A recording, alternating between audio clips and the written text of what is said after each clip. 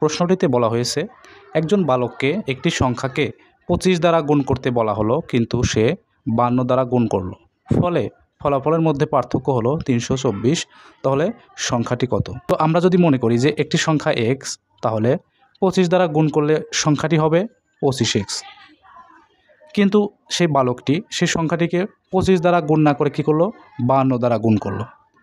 তাহলে দেখুন 25 দ্বারা গুণ করলে হতো 25x, কিন্তু এখন 52 দ্বারা গুণ করলো, যার ফলে সংখ্যাটি হলো 52x। এখন 52x আর 25x এই দুটি ফলাফলের মধ্যে পার্থক্য হচ্ছে আমার 324।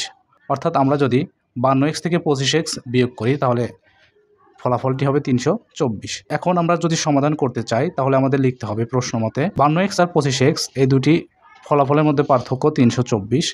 এখন 52x থেকে 25x বিয়োগ করলে হয় 27x সমান 324। তো যেহেতু আমাদের সংখ্যাটিকে x ধরে নিয়েছি, এজন্য আমাদের x এর মান বের করতে হবে। তো 27 আর x গুণ অবস্থায় আছে, তো আমরা যদি x বাম পাশে রাখি আর 27কে যদি ডান পাশে দিয়ে দিই, যেহেতু এখানে গুণ অবস্থায় আছে এজন্য এই পাশে গেলে ভাগ হয়ে যাবে। এখন 324কে 27 দিয়ে ভাগ করলে আমার হয় 12।